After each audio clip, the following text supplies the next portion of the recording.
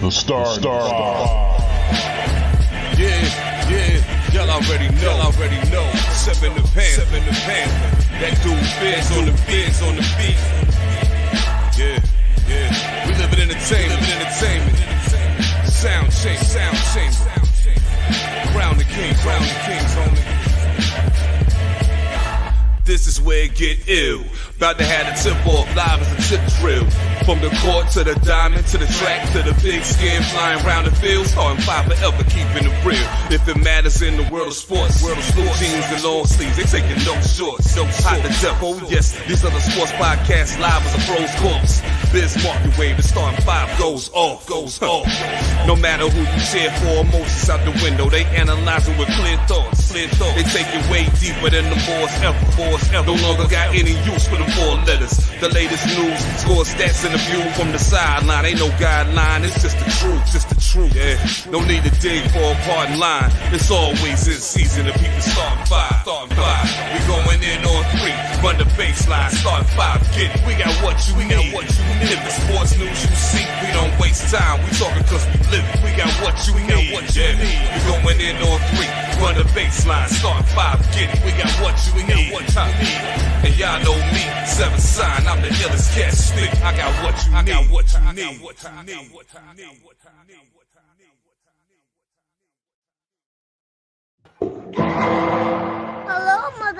Hello, motherfuckers. We are back. This episode of Start 5.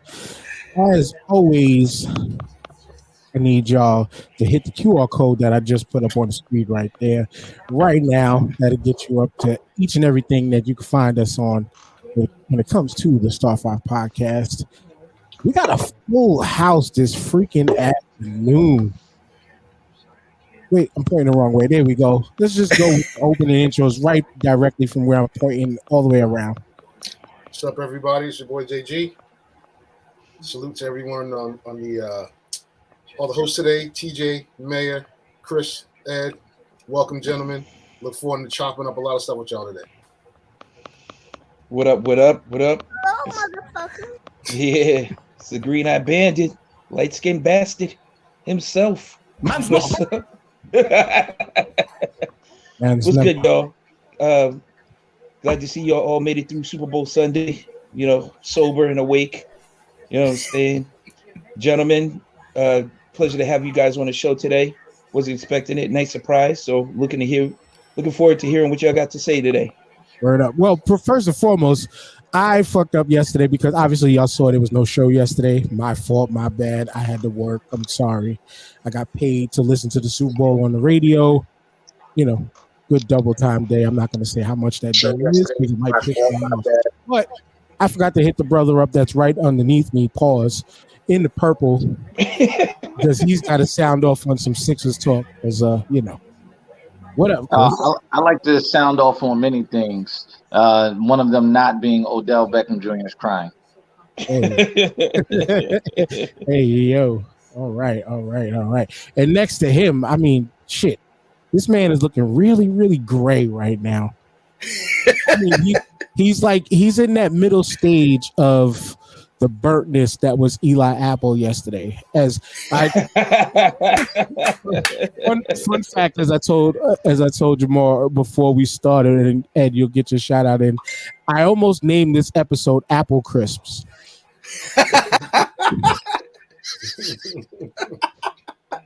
Rightfully so.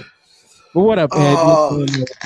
What's going on, man? It's a pleasure to be here with you guys. I saw the topics as a Nets fan, as a former Giants fan, as a music fan. I'm like, yo, let me see if I can audible myself in there last minute, jump in there, parachute.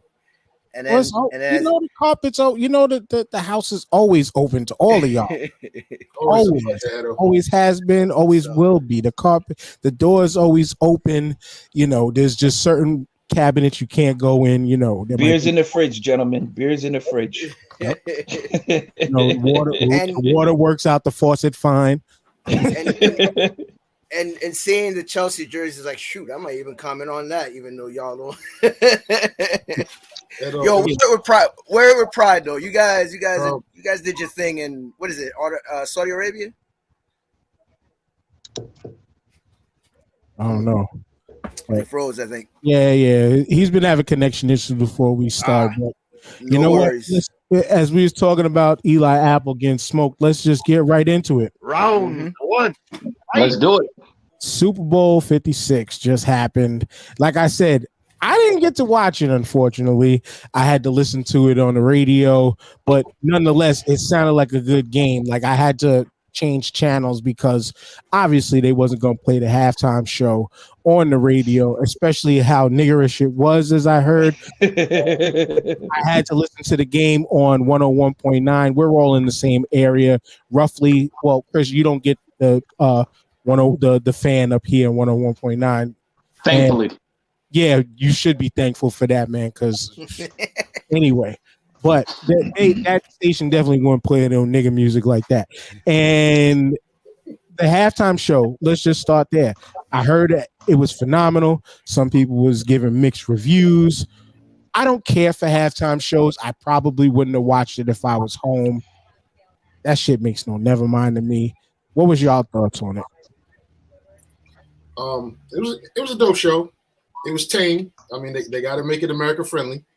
A lot of our favorite rappers is looking old, but it was a good show. It wasn't anything. It wasn't better than Prince's show.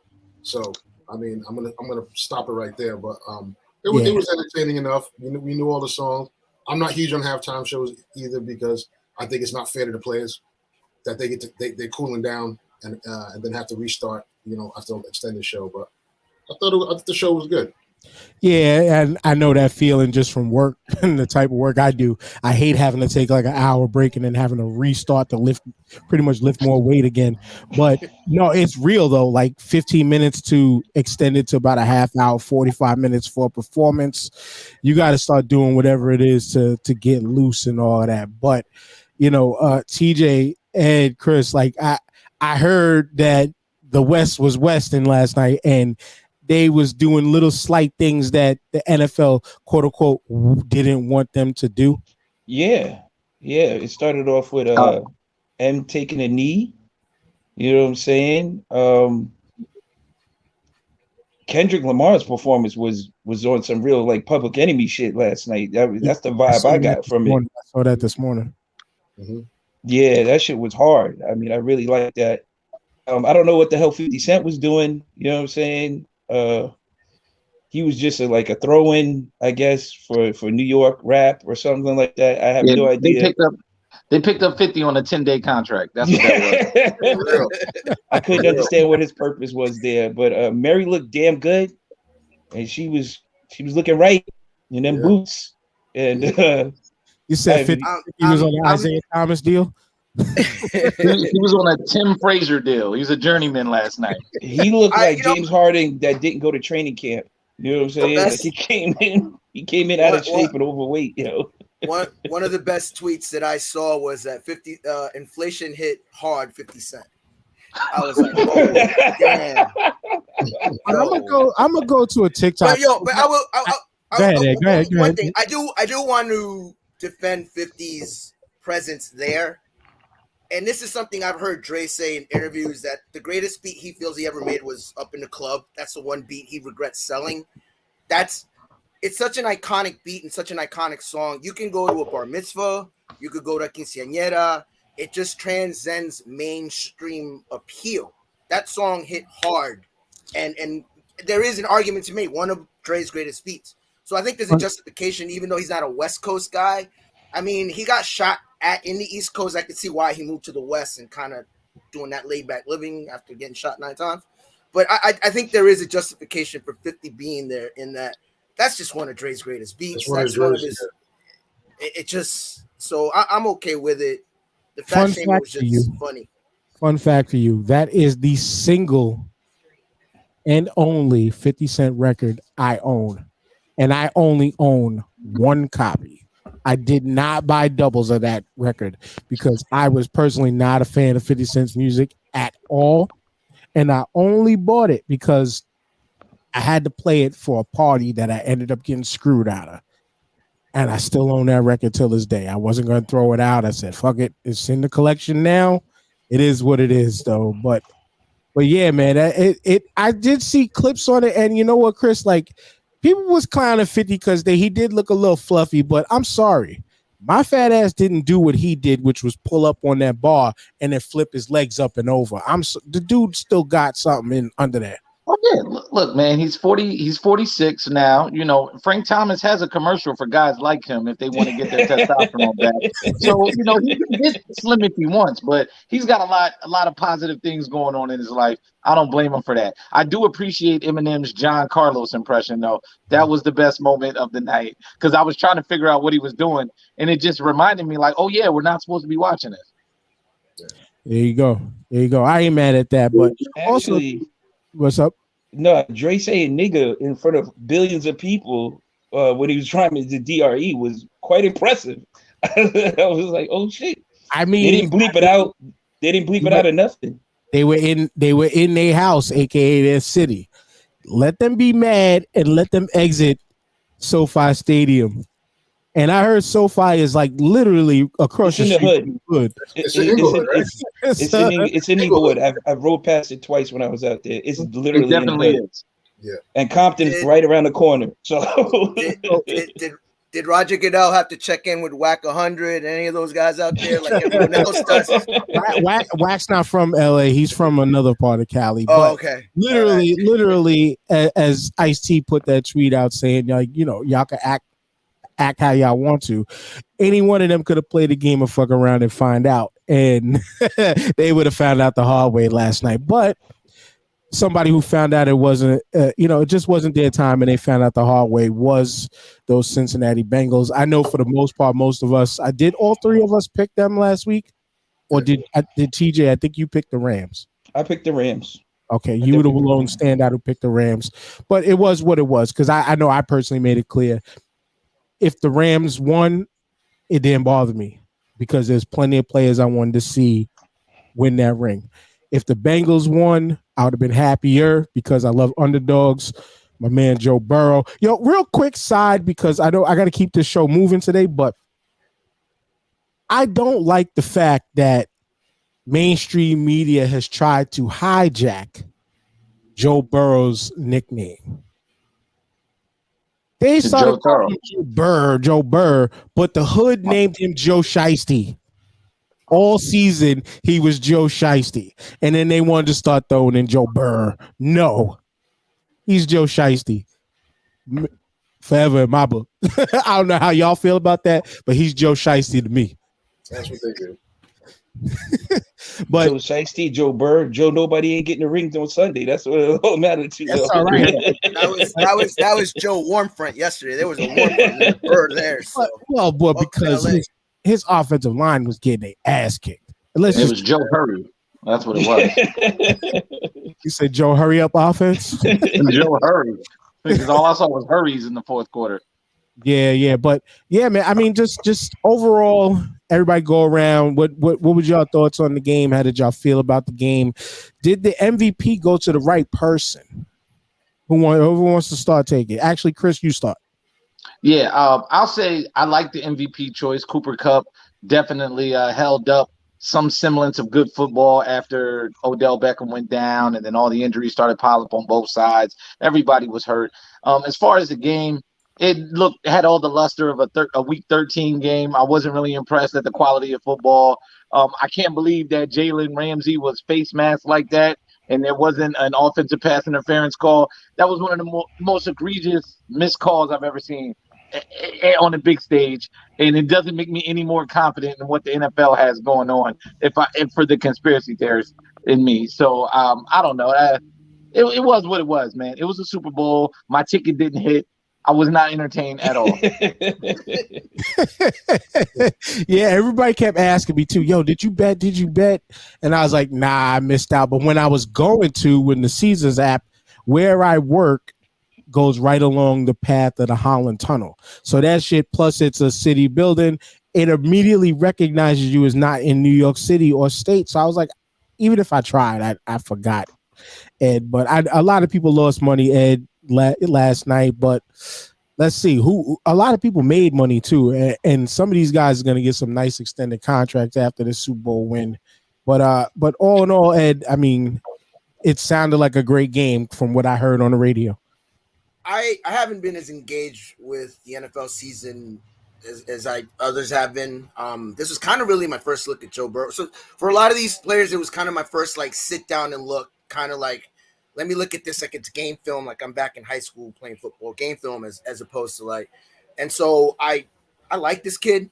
It was my first real good look at Burrow. I was pretty impressed with him. All things considered, obviously, I think the Bengals need to re-up on there. They reminded me of the Giants in that O-line secondary. Those are the two keys. It was like watching a Giants game in that sense. O-line secondary. Shocker, Eli Apple in a bad secondary. Yeah, I was gonna say. I'm still, and I admit there's a pettiness on my side holding that grudge as a Giant fan. I didn't want Eli Apple here. I didn't want his mama here. I didn't want any of them here. So I wanted a lineman. I still want a lineman. That's hold on. That was his first bad game of the entire playoffs, though. It was just that the street couldn't survive. I think the week off hurt Eli Apple. Expectations started weighing on him. Yes, I think that's what it. When you run your mouth, you got to be able to back it up. Yeah. And I think had he stayed quiet, throughout the playoffs instead of running his mouth, people wouldn't be piling on him like they are on social media. But hey, like this is the byproduct of running your mouth. I think, whether you're a Conor McGregor or an Eli Apple, every words have consequences. Everyone's learning words have consequences, and Eli ran his mouth, and boy, did he get crispy all day. So, but it was very entertaining. I really enjoyed it. I enjoyed the halftime show. Usually I ignore the halftime show. The quality of play, I agree. It kind of felt like a late season game, not a Super Bowl game. I've had my beefs with Stafford out of, again, New York Giant pettiness, but that man deserves his roses. I'm doing it in public now. All these years crapping on him, calling him Matt Staff infection. I'm gonna walk that one back. I'm gonna walk it back. I'm gonna eat my bowl of crow. And as a Giants fan who sided with Odell, man, that made me a little emotional. That see him grabbing his knee, I was like, no, not him. Anyone but him. And he so tore his ACL. That was the outcome of it. Yeah, and so if this is how his career ends, which it's not, but if this is how it ends, hey man, my hat's to him. One of my favorite Giants of all time to this day.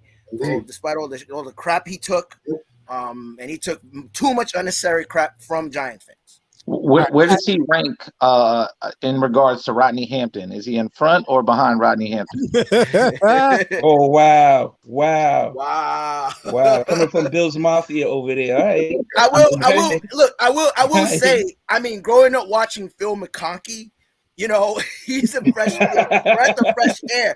I grew up watching Mark Bavaro, all these slow white guys as wide receivers. So, Odell was different. Plexico is different. The culture, they changed a little bit the culture of the Giants organization for a little while, and then Gettleman came in. We'll get into that. But I enjoyed the game. I had no problem with Kupp being the MVP. After they found that mismatch of Apple, it was late in the game. That was it. I think he earned it. TJ, I'm glad he brought back Eli Apple, because as the Twitter wars was going on, it made me think of your hometown and the brothers from right next door in New Rochelle. They did say punks jump up to get beat down. And Eli eventually caught none but a beating. Yeah. I mean, he's no Jalen Ramsey, all right? He tried to trot out there like he was nice. And as I said earlier, somebody posted about Eli Apple. I said he couldn't cover a bed if he was a fitted sheet. So I stand by that. I stand by that statement. And he proved me right once again. The dude is a walking pass interference call. He's always holding on to somebody. Damn, to play. son, where'd you find this? But as far as the game was entertaining. The first half was more entertaining than the second half to me. Like, it kind of dragged towards the end of the game there. And like you said, people were dropping like flies. The halftime show was entertaining. The commercials was trash. I don't remember one Super Bowl commercial besides the Doc Strange movie trailer, and that was it. I mean, could I have been doing something else? Yeah, but it was a Super Bowl, so I sat and watched it with my boy at his crib. So it was what it was for the day. Yeah, I feel you on that. And Jamal, I was gonna say, because a lot of people they love the big score, they love the high offense, yardage, and freaking rushing, mainly passing, because nowadays it's all about the quarterback wide receiver relationship. But what I heard on the radio sounded like my type of game. Defense, 7 sacks, could have been 8, but they ruled that last sack as a pass incompletion.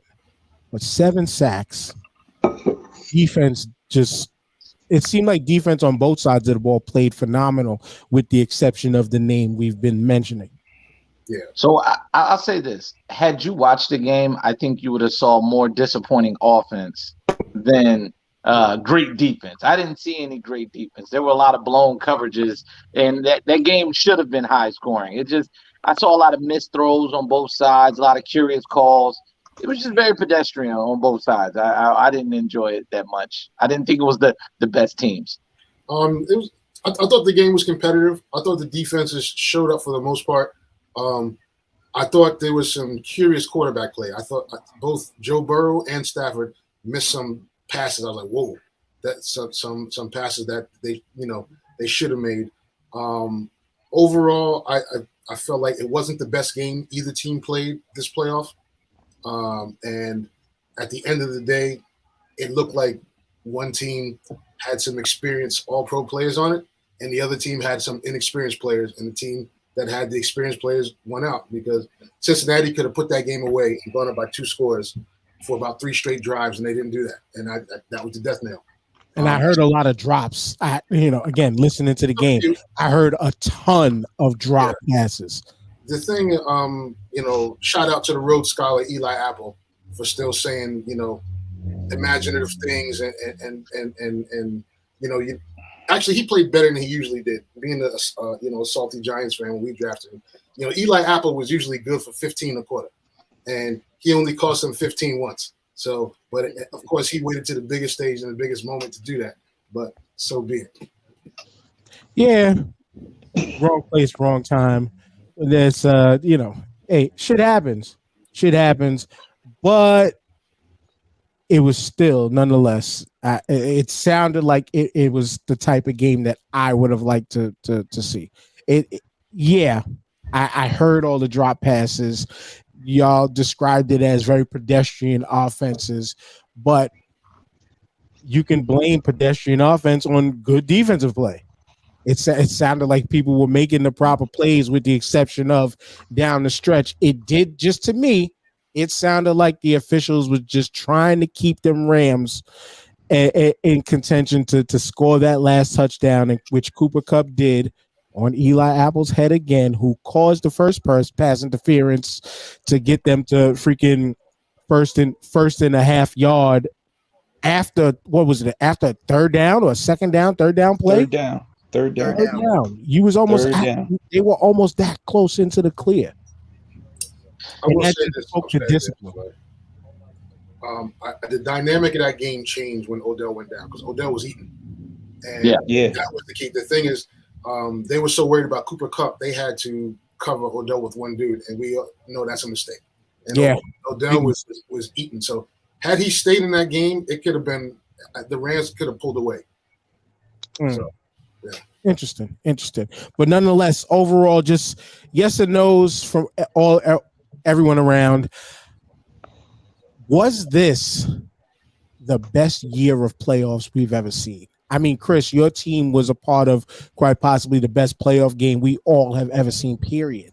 But just across the board, it was just a lot of excitement, a lot of action, a lot of people's favorite teams and players got knocked out early. We got to say bye-bye to Brady. We got to say bye-bye to Rodgers. We most of us didn't want to see them advance and move on. We got that. But each and every game was just about damn near exciting, with the exception of the first round. And it was what it was with the first round. But all in all, did y'all think that this was the best playoff year we've ever seen? Yes, from TJ. I think there was a lack of excellence early on.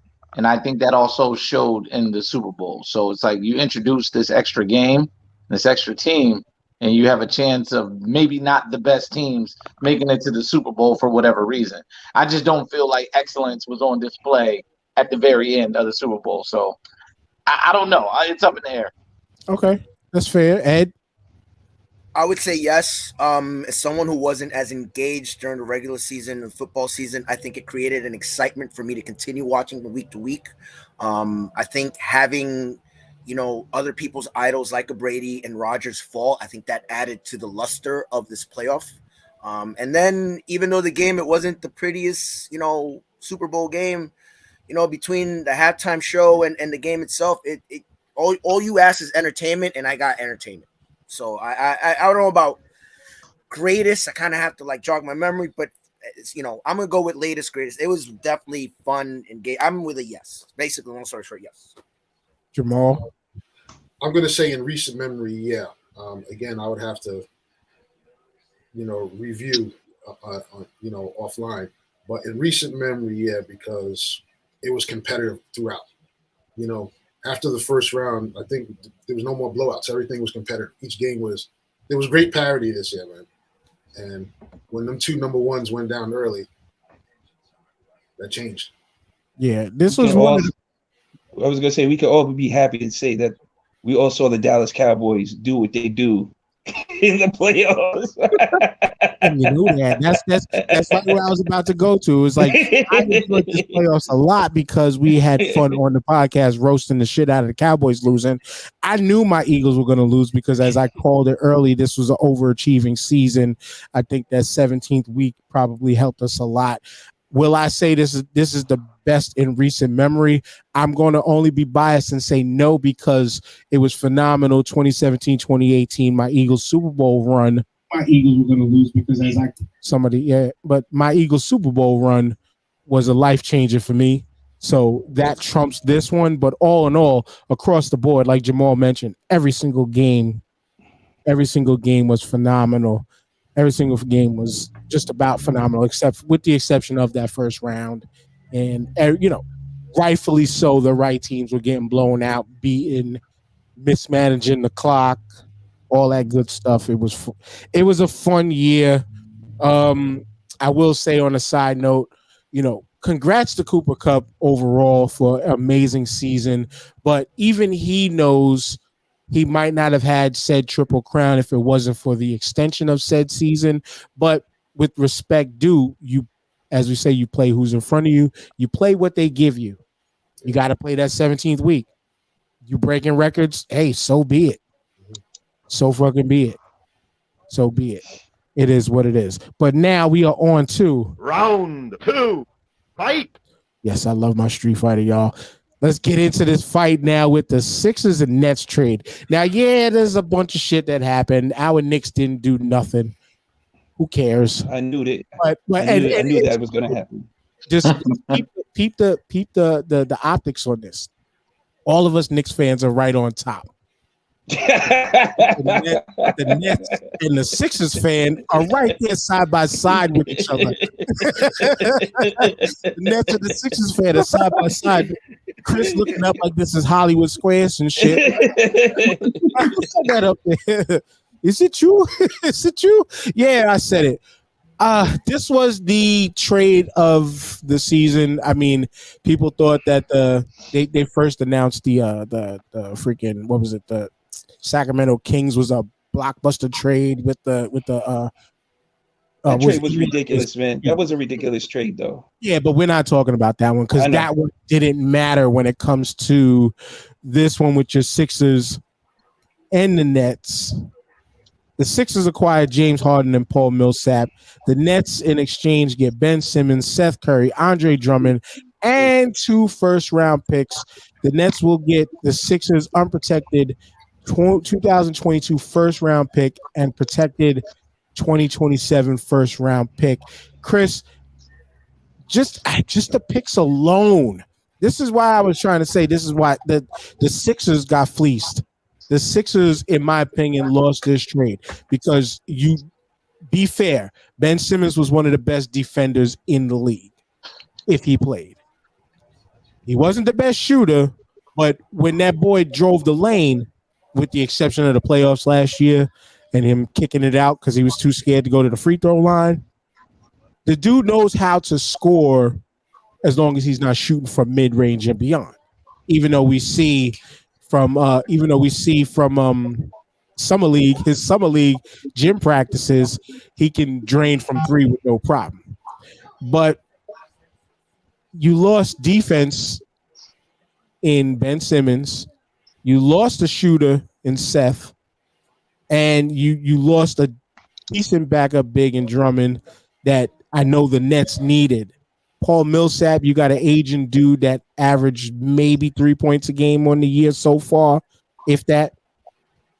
And you got James Harden, who I love how you told me to.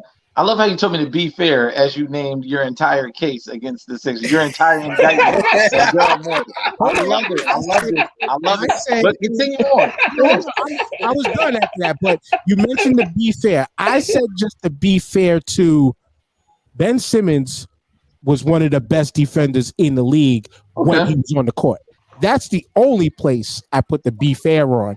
Everything else, this shit wasn't fair for y'all Sixers. I don't know what the fuck y'all front office was thinking to give up all that baggage. Okay, so a win now prospect probability for y'all second round Sixers. Have the floor. I got you. All right. So once again, run through the two picks, the years of those two picks. This year and 27. Okay, so this year, right? What is that pick going to be? We're already top 3 in the East. It's probably going to be a number 27, number 26 pick. And who did we get last year? Jaden Springer. Name one guy late in the first round that's actually on the court playing ball this year. None. And then 2027. How long do you think Embiid's window is going to be? This is an often injured guy. This is he made it out of the injury. If he's here in 5 years playing like this, fine. He'll be 33 years old. Great. But then again, if he's playing like this in 5 years and he's in that, that legendary era of his career, that 2027 pick doesn't matter either. And it could mean absolutely nothing to you as the Sixers. And then if Embiid does get hurt, but still has basketball left in him, you can get those picks back. Somebody's got something tapping. I'm sorry. There we go. Oh, I'm not sure. Yeah. Yeah. But, you can get those picks back. Once if you decide to move on from Embiid, you can get a first for Tobias Harris this offseason, a late first. Those picks are replenishable. Picks in the NBA are highly overvalued. Now let's get to the basketball. Ben Simmons is the frozen one, the ultimate choke artist of all basketball times. He let John Starks off the hook last year. So this is wow. I think we'll take that. We'll take that, Knicks fans. Yes, we'll take that. Yes. Wow. This is my thing. Because Starks tried to shoot though. He wasn't scared to shoot. People want to elevate the Nets in this trade and de-elevate the Sixers in this trade. They're now spouting all the positives about Ben Simmons, when the one thing that would have won us a championship last year, because Giannis can't guard Embiid, is Ben Simmons attempting a shot in the final 5 games of a playoff series against the Atlanta Hawks. John Collins ate his food and sat him down. So Ben Simmons' value, his ceiling is limited. Even if he goes into Brooklyn, starts firing up threes, they're not going to fall for at least 2.5 years. All right. And then we're talking about James Harden. Everybody says this guy fell off. He's old. And he quit on teams. King Quitter got traded to Brooklyn. So that is now the most fragile person in the sports verse of all time. More fragile than Antonio Brown. Because at least he'll show up and dominate lesser competition when he is available. So I would say this, right? James Harden is averaging 22.5 a game. He's averaging 8.5 rebounds and 10.4 assists. So it's nearly a 22.5 triple-double when he took a back seat when he was on the floor with KD and Kyrie. When he was on the floor with KD and Kyrie, they were unbeaten this season. And they only hit that with James Harden on the floor. So we know one guy's an MVP, came from Houston, and he gets penalized for losing to the Warriors with Kevin Durant for 2 years in a row. I've never heard the slant against the superstar player that I've heard now that James Harden's coming to Philly. So I can only chalk it up to anti-Philly bias. And that's all this is. I don't see now. I don't disrespect personally. I don't disrespect James Harden because, like I said, you guys got all-time great scorer in your hands. You do, Yeah. you do. And let's just say, and I'm gonna pass the floor to the Nets fan after this, but Ben Simmons' mental health is going to be back. Ben Simmons is going to be mentally healthy because he's out of what he believed was a toxic situation. And let's keep it real. And TJ, you know this. I don't need you to elaborate too much. I just need you to co-sign this. We've been sitting here for years with our resident Sixers fan who stood by Ben Simmons thick and thin since that man has been in the league. Yep. How the mighty have fallen. And I'll leave that at no, that. No more needs to be said. I mean, as the Nets fan here, it's your floor to take on that trade. But yeah, there's no more to say after that. Am I clicking still? I just want to make sure I'm not clicking. No, you're good. Okay. I don't like the trade. I have never been a fan of Simmons. I've always had an issue with Simmons since college when he couldn't even make it to the NITs. Mm-hmm. He quit in school, literally quit in school, stayed eligible enough to try to make to the NITs. And then once the NITs didn't happen, again, we're talking about the NITs, about being the 70th best team in the league. We're not, in college basketball, we're not even talking, Final Four. The former national championship tournament, by the way. Yes, it is. Funny money, man. But flip side of that, I mean, I would have much rather let Harden walk, but then it was starting to get toxic where it's like, you can't keep someone around they don't want to be around. And I think Sixers fans can relate with that. You don't want someone that doesn't want to be there. I know a lot of Nets fans are being like, once we come together like Voltron. Nah, it don't work like that. That's not how mental health works. Nope. We can all guesstimate where Ben Simmons is at, whether he's quote unquote hustling the system so that he continues to get paid, or he has legit mental health issues, which, look, let's face it, being an athlete is tough. Being an athlete in Philadelphia, I mean, there's soccer clubs I could compare it to, like that kind of intensity of fan base.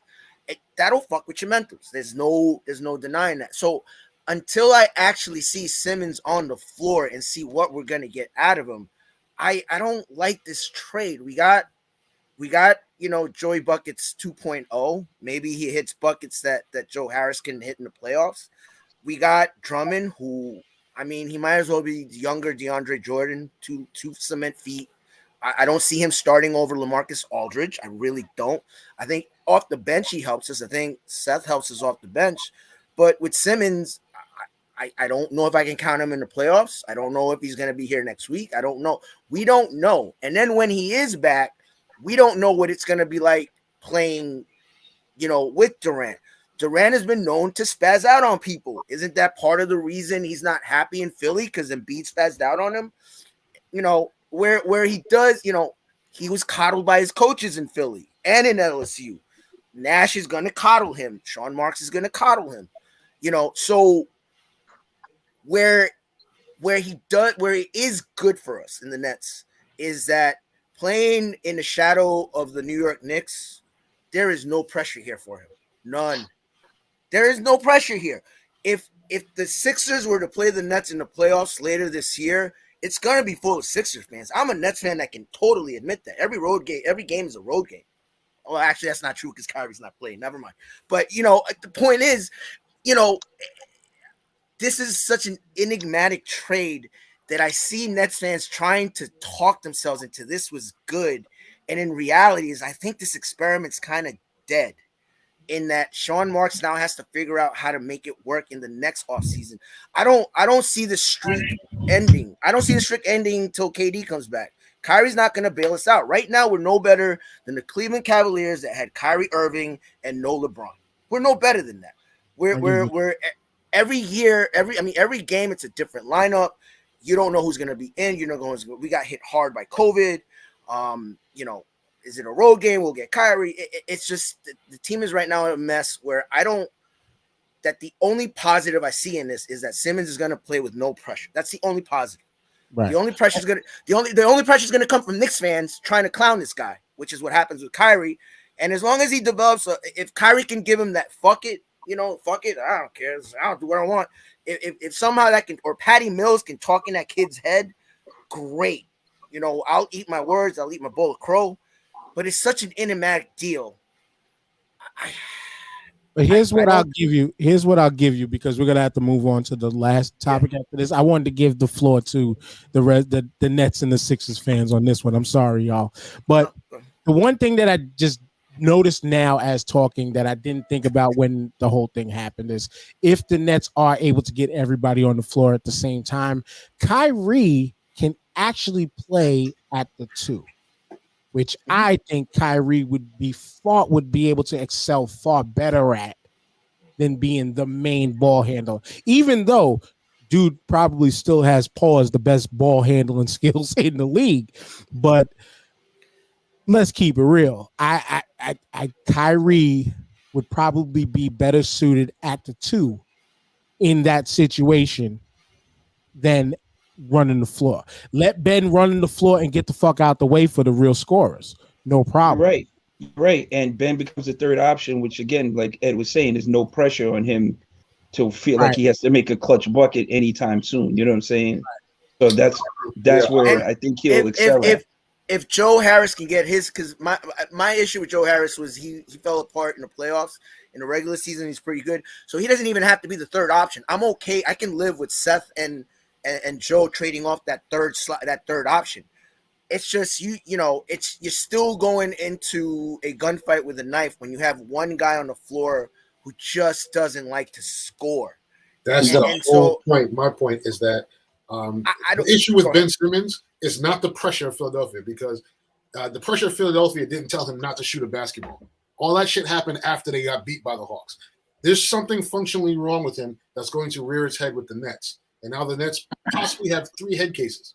So now you got Kyrie, you got Ben, and I won't call Kev a head case like that. But I mean, if Ben shows up, the Nets can be a problem. But on the surface, I think the Sixers won this trade because they got rid of a guy they didn't want, and they got James Harden for 2 first-rounders. That's pretty much how I look at it. Can I add to that? Yeah. The part that absolutely upsets me the most about this trade is that we have a conference rival and we took their locker room cancer away from them instead of letting it fester and manifest and stay there for 4 years. Why the fuck did we do that? Y'all traded I understand. You traded a cancer for a cancer. But he's there for 1 year compared to 4. Now I understand. Okay. Maybe I understand. Maybe Sean Marks is thinking $7 million man. We can fix him. We can rebuild him. Maybe, and I get that. The temptation is there because he's so good, defensive player of the year level type of talent. I understand that. But why would you take a problem away from an opponent literally 2 hours away? That boggles my mind. It just makes no sense to me. It's hustling backwards. All that being said, the real winner of this trade was the damn Knicks. You know why? Because for once, the goddamn Knicks did not do some fucking trade where they mortgaged their future just to have some activity. We stayed pat and just watched. That's fine. Preach, brother, preach. No move to make no move. That's fine. Hey, and just one more thing I want to add about the Sixers and Nets trade, right? In all fairness, I think the Sixers won this trade in the short term unequivocally, right? Because James Harden's one of the most prolific scorers in 40 years, and he's a triple-double machine, and it's actual high-impact triple-doubles. It's not fluff. It really makes guys better, But I will say this: if the Nets can reconstruct that team around Ben Simmons with KD there over the next 2 or 3 years, that's where this trade is. But that's always the thing with Ben Simmons. If he does this, he could be LeBron. If he doesn't, your franchise is going to lose in the second round to the Atlanta Hawks. So I think that's what's going to tell. This story won't be written for another 1.5 years, 2 years. And Steve Nash's job is pretty much going to ride on this Ben Simmons thing because he's already made the first critical mistake. He says, I don't care about Ben shooting or scoring. He does so many other things well. He's already following the Clutch Sports mission statement, and he's drinking the Kool-Aid. You know, Rich Paul must be Jim Jones. I don't know what it is. Like, the people, I don't know how he can balling Jim Jones, people, not balling Jones. But like I said, I just to wrap it on. I wasn't the big Ben Simmons guy. I'm not even a Nets fan, so frankly, I don't give a fuck. But I think his mental health is going to vastly improve because he's out of a situation that he did not want to be in any longer. I think that's going to happen. And then, two, as I mentioned before, I just think, as Ed said, the pressure's slightly off of him. Slightly. It's not going to be off of him because he wanted out. The way he wanted out, people aren't going to let him live that down. That's not happening. But I just think defensive presence-wise, it's going to be a better. It's going to be a better situation for the Nets defensively. That's the one thing I say that the Sixers lost is that one defensive presence. But then he can run the point, get the ball out of his hands, back the fuck up. But the problem with back the fuck up is now you're playing a 5-on-4 game. You can't do that every night. So can I ask a quick question to the Knicks fans?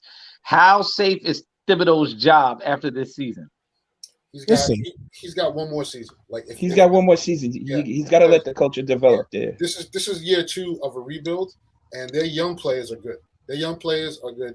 Thibodeau has to open up because the Knicks need to play a faster game with those young boys than what they have now. Yeah. He's trying to play this aging game with all these old role players, and it don't work. But whenever them young boys what we need is a real point guard, so Julius Randle stops bringing the fucking ball up every time. Like the ball needs to be out of his hands until he gets across half court, and we run actual offensive sets. Until that happens, my point too is what Curtis just said. I think we might have to get rid of Randle. I don't want to go too further on that, but I think we might have to get rid of Julius Randle because when I get to see him, who though? It could be a let him walk situation. I don't care. But when I watch that man run up and down the court, he gives the vibe of I don't want to be here. He's been given that vibe of I don't want to be here. Yeah. He's been playing like a monster the last week and a half, though. I got to give him that. That's dope, and we need that. We need that. But when you're down and out and you're on a losing streak, you can't give we're young, like we mentioned. We need time for the young dudes to gel. You can't give that vibe as the veteran player of I'm running up and down the court lazy. I don't want to be here vibe. We can't give that, TJ, and we'll leave that on that. Yeah. Well, the real quick, the one thing I will say is we finally got a real competent front office. And they're trying to do things in the best interest of the franchise this time, and not. I think the real reason why we couldn't make any trades is people was trying to fleece us. That's why Norman Powell walked for a bag of Funyuns to the Pelicans, and Indiana got Halliburton. So you know what I'm saying? They were not going to give the Knicks any kind of semblance of a decent player without trying to just rob us. So I'm glad with that. The way it's built is the record the Knicks have is exactly what you have when you don't have a point guard. They have a halfway decent point guard. The Knicks are probably a 7 seed or something like that. So it's all good. Easy. Yeah, it's all good. It's all good. Knicks Nets playing game. I'm telling you, it's coming. 10-7. I don't want that because he by himself would kill the Knicks. Oh my God, the Ben slander will be ridiculous. I'm telling you, the math adds up, right? The Nets have 12 of their last 23 at home, so Kyrie can't play. And then KD and Ben won't be there for another 2 weeks, and most of those games are at home. So the Nets are looking at losing 18 or 19 straight, puts them right at the Knicks in the play-in game. I guarantee it. I guarantee it. If it does, you got to come back on, bro. You got to come back on for that show. Be here for it. We should do the show live in the parking lot. This could be a home game for me. I need you to stay off the damn All right, now it's on to round 3. Fight. This is Jamal's topic. We're gonna end the show with this. We're gonna go around twice, and this is our Black History Month topic for y'all. We're keeping it to Black artists. Sorry, Ed. So whatever rock band you want to think of, Fishbone, think of whatever. I forgot who else, Death and all them. But Black artists, dream matchups. Any genre of music. What do you guys think would make great albums? Dream matchups. Jamal, because this was your topic, you go first. And we'll go right around in the circle from Jamal to TJ, Ed, Chris, me. I'm going to go first. So it's in celebration of Black History Month. At least one of those artists is Black. But I thought an incredible teaming would have been Daft Punk and Michael Jackson. I thought the styles would just mesh incredibly, just from the collabs that Daft Punk did with Pharrell and what they were doing with Nile Rodgers would fit right into the shit Mike was making. And Mike in the EDM world. Yeah, that would work. That would work. That would definitely work. That would work like Deborah Cox in house music in the 90s. Right. Yeah. Oh yeah. Ooh. Yeah, that's my vibe. That's dope. That's I'm gonna go old school. I would love to hear like a Teddy P Marvin Gaye album. That would have been strong. That would have been strong. That would have been strong where, like, if you ain't singing like neither one of them dudes, you ain't got no chance at draws. Back then. They got all of them. They got all of them. I mean, you want to talk about extra baby making music? Them dudes would be. They increased their population by like 3% just for them being on the album. Listen, you mentioned baby making music. Those women would get up out the bed and be like, "Where are them niggas at?" I don't want you no more.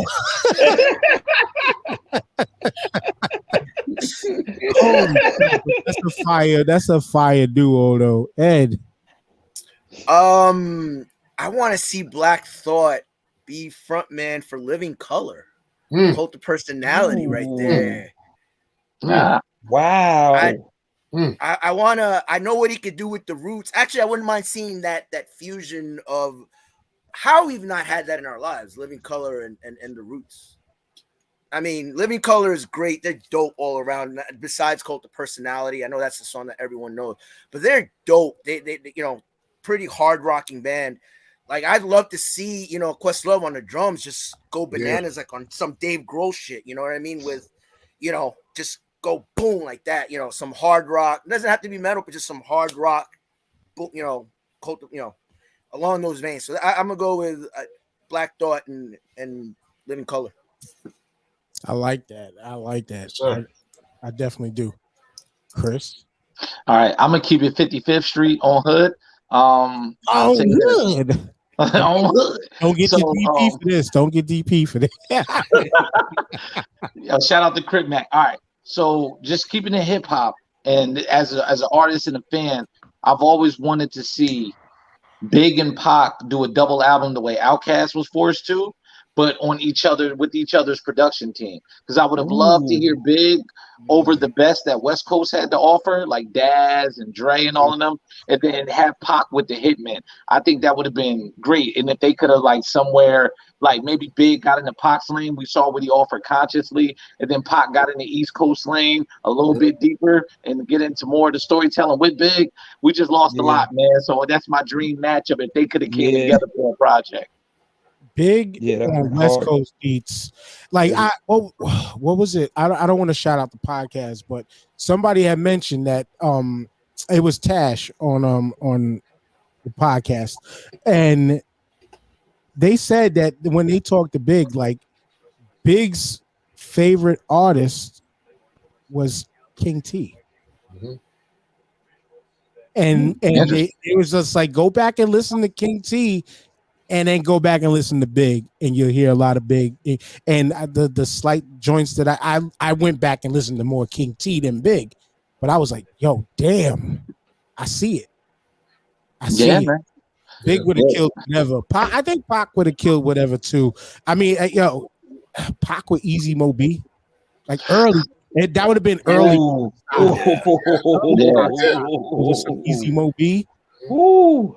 Later Pac style over, whatever. Like, yeah, it would have worked, but Big on West Coast would have. Big style was designed for West Coast, man. Yeah, He would have ate it up, bro. easy. I think with Big, I'm a huge, obviously being Brooklyn born and raised. That's my greatest, dead or alive. I think we saw a sample of that when he did that joint with Bone Thugs and Harmony.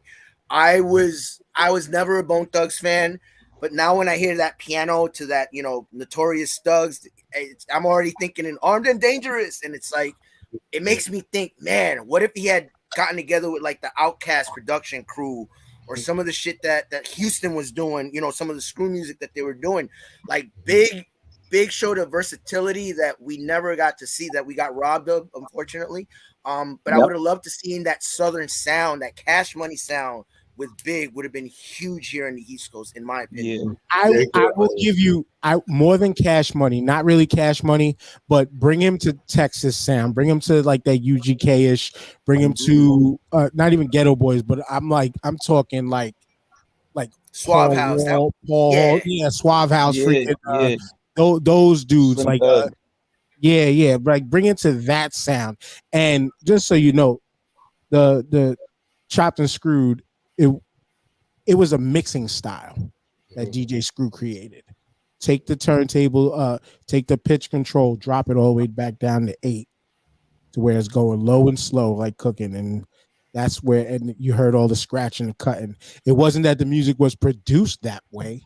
I got you. It was the mixing of the DJ that created the screw set. But my go, I'm sticking in my culture of hip hop and rap music, and I'm going to the beat making side, straight instrumental album with the RZA and Tyler the Creator. Ooh, when we thought about this, when we brought this topic, like Tyler and RZA would probably make one of the most flawless albums, I think, period. I'm not gonna say Jay Dilla and Madlib. We got that already because those two are Jay Dilla is the greatest ever, in my opinion, hands down. But RZA and Tyler the Creator, nobody's lyrics. I would be really picky over whose lyrics I would want over them, but just give me an instrumental album, and it would be like a damn movie score. Right. I think that's mine. One more go round, Jamal. All right, my next one is Papoose and Inspector Deck. So get your Rogers dictionary for all the folks that did well on their regents, because you're gonna need it for when these two guys get to rhyming over beats. It's gonna be wordplay and metaphors unlimited. So those two, I thought would be a phenomenal mashup of styles, and they would be trying to outdo each other. So that's my second round. And interesting enough, and you know what? I have to the podcast that Tash and the Alcoholics was on was Drink Champs. I gotta mention it again. Listen to Papoose episode. You'll find out Papoose don't write shit. He don't write. But to have him up against Deck, you're making Papoose work his ass off. I'm sorry. You want to talk about one of the most, in my opinion, slept on MCs, not to mention one of the dopest beat makers too. Inspector Deck ranks very, very high to me personally when it comes to the Wu. Yes, sir. To me personally, like if you mention Wu sometimes, and Jizz to me is the best lyricist rapper in the whole crew, but I'm usually mentioning Deck first just because of that. He needs that proper respect. Everybody knows Meth. Everybody knows Ghost. Everybody knows Ray, whether you could decode his lyrics or not. Everybody knows. And then the next one, Capadonna is another person I tout highly. This nigga sleep. And hey, do what you make all the faces you want, Chris. I don't know about that. Staten Island bias here. Staten Island bias it is. I'll take it. But TJ, it's on you.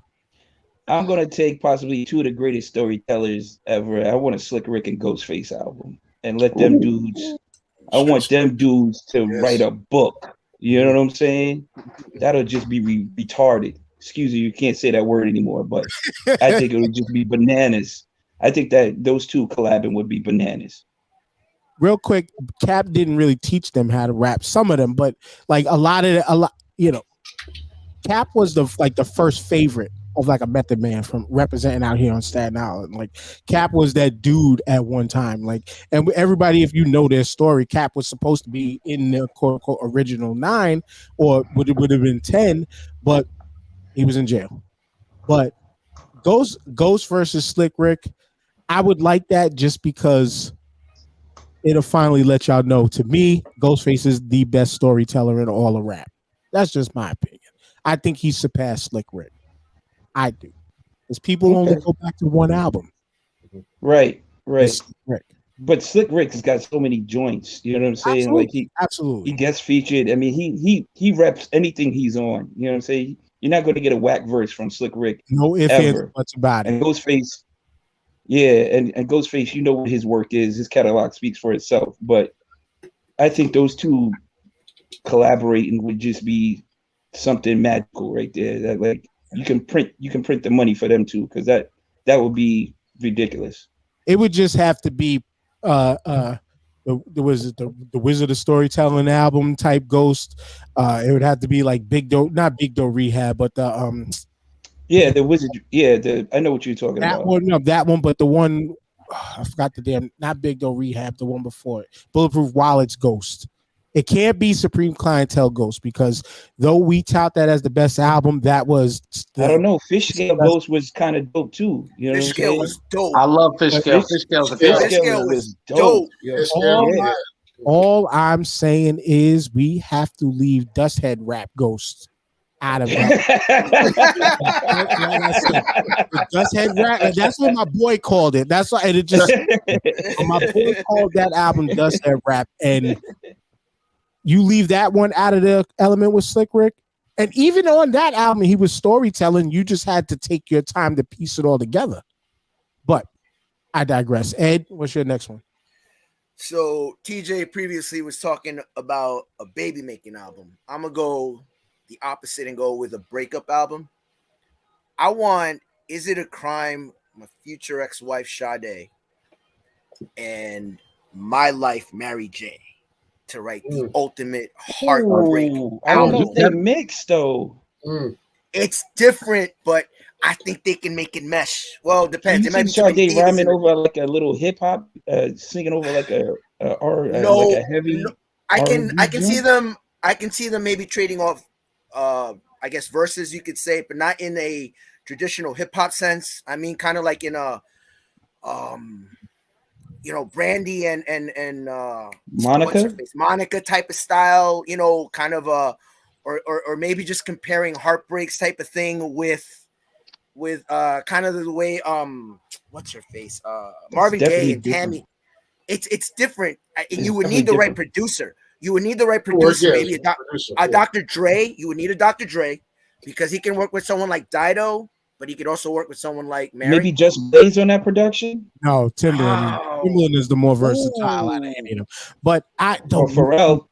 I like it. I like it because I love both of them. The only thing I just see is like, if this was a shootout, Sade is out singing Mary J on every single. And there's no ifs, ands, or buts about it.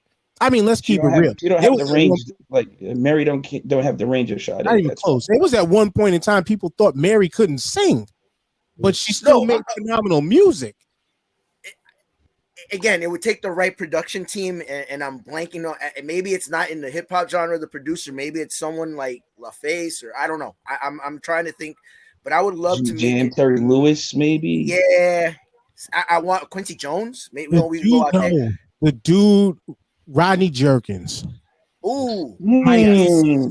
There you go. Not a bad pick. He could do it. He could definitely I want My Life Mary. I don't want What's the 411 Mary. That's the roundabout. You want I want yes. I want a relationship Mary. Yeah. I want no more drama Mary. My money Mary. You want to ruin everybody's Valentine's Day. I'm telling you. I want the most heartfelt breakup album with Sade and Mary J. That even the most hardest thug, I don't care if you're in D Block, whatever. I don't care if you're the hardest dude, whatever. That you gonna shed a tear. You're gonna shed a tear about that lost love. First single. Why ain't you answering my text? Yeah. Because is it a crime is one of my favorite breakup songs. Period. Yes. It's just Ed wants them to be. He needs some milk. That's what he wants after that. Chris, it's on you. All right, and this is one that I've talked about for years. So, one of my favorite musicians, R&B artists, production-wise, is Ryan Leslie. He's capable of almost anything. I would have loved to hear Michael Jackson do an album with Ryan Leslie. I felt like if Mike wanted to get back into it in those late 2000s, early 2010s, that could have been his Teddy Riley, man. I was waiting for them to come together. I'm gonna cheat because this is my last one because we got to get out of here. But I'm putting these three women together only because I love all three of them. I need Jill Scott, Marsha Ambrosius, and Layla Hathaway to team up and just destroy my life. Who would outsing who? We know Marsha can write the hell out of that album if need be. Layla can hit any single tone you can think of. And then Jill Scott will just I can't even say out sexy that trio. You're gonna need a double CD for that, bro. I'm gonna need hell yeah. I would need the largest. You right back into the baby making lane there, Dan. You right back into the baby making lane. It ain't, it's a Rodney Jerkins, not Jergens. Yo, is that your nickname there, Rodney Jerkins? That's what it was. I'm just saying. Oh my God. I found my porn name. Rodney Jerkins. And on that note, we got to get out of here, y'all, because I got to run. Y'all know what to do. Ed, Chris, whichever y'all want to go first. Final shout outs. Chris, go ahead. I just want to shout y'all out, man, for bringing me back on. You know, I'm a long-time supporter. And, man, just keep doing y'all thing, man. Shout out to Starting Five, man. Ed. Same thing. Shout out to Starting Five. Shout out to my dude Fuzz.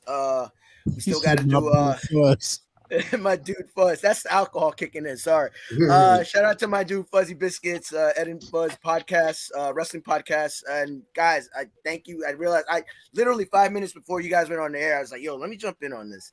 And you guys are like, open house. Appreciate it. Thank you so much. I appreciate you guys. You guys always here. I will always support you guys. And I love being on the show. So thank you so much. I'm still waiting for the call to be on that wrestling show. Oh,